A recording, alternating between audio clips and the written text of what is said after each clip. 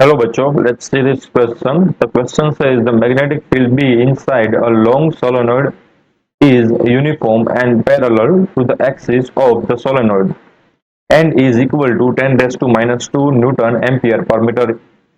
A wire ABCD carrying a current of 1 ampere and supported on a light rectangular ebonite strip is placed inside the solenoid and parallel to its axis as shown in figure. What is the force on the portion AB or CD of the wire if its length is 0.1 metre? तो हमें figure में एक solenoid given है and उसमें से कितना magnetic field बन रहा है उसकी वैल्यू गिवन है 10 raise to minus 2 newton ampere per metre and कोई एक हमें इबोनाइट स्ट्रिप गिवन है। तो इबोनाइट स्ट्रिप का मतलब क्या होता है कि कोई एक मान लो कि प्लास्टिक की कोई चीज, ठीक है, जल्दी से टूट जाने वाली एंड हल्की सी चीज, उसके ऊपर एबीसीडी एक करंट लूप गिवन है एंड जो करंट में से उस लूप में से करंट पास हो रहा है उसकी जो वैल्यू है वो गिवन है 1 एम्पियर। जैसे कि देख सकते हो ये वाला लूप, ठीक है, ए बी सी डी ऐसे ऐसे वायर इसके साथ कनेक्टेड है, ठीक है। एबीसीडी जो है वायर है वो स्ट्रिप के ऊपर फिक्स किया हुआ है, जॉइंट किया हुआ है एंड उस स्ट्रिप को इस सोलेनोइड के अंदर रखा गया है। अब क्या कर रहे हैं कि जो सोलेनोइड है उस पर मैग्नेटिक फील्ड को अप्लाई कर रहे हैं, उसके अंदर करंट को पास कर रहे हैं, जिससे क्या होगा कि जो सोलेनोइड है वो मैग्नेटिक फील्ड प्रोड्यूस करेगा एंड जो मैग्नेटिक फील्ड है वो इबोनाइट स्ट्रिप के ऊपर लिंक होगा।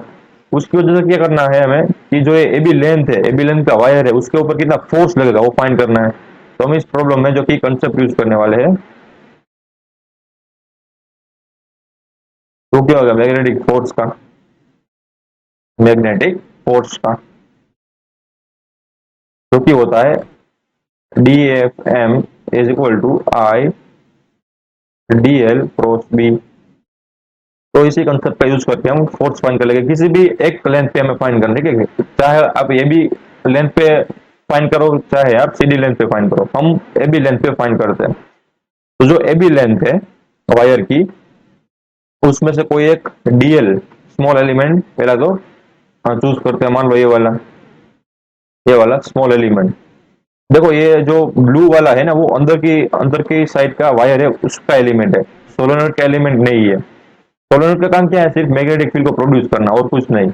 एंड उसकी जो डायरेक्शन है मैग्नेटिक फील्ड की वो भी हमें गिवन है, ठीक है। तो सोलेनोइड का काम इतना ही है कि उसको अंदर की ओर मैग्नेटिक फील्ड को प्रोड्यूस करना।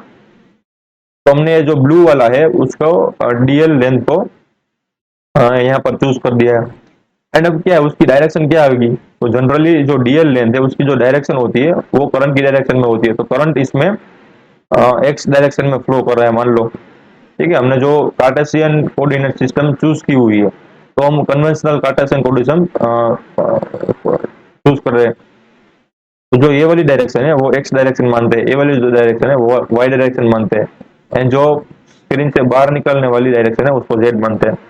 तो जो मैग्नेटिक फील्ड है उसकी डायरेक्शन क्या होगी, तो मैग्नेटिक फील्ड की भी डायरेक्शन होगी आई कैप में एंड ए बी में जो डीएल लेंथ का हमने टुकड़ा माना है उसकी लेंथ क्या होगी डायरेक्शन, तो वो भी आई कैप में होगी। तो देखो क्या होगा, फोर्स क्या होगा इस स्मॉल लेंथ पे, आई टाइम्स डीएल, उसकी जो डायरेक्शन हो क्या आई आई कैप आई क्रॉस बी, उसकी डायरेक्शन कौन सी आई, उसकी डायरेक्शन भी आई कैप ही आई।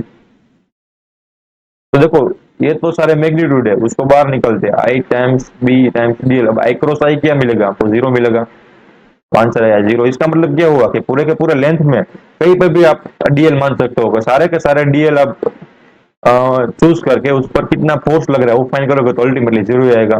तो टोटल फोर्स क्या आएगा, जीरो आएगा। तो यानी कि force on length of A B is equal to zero. Also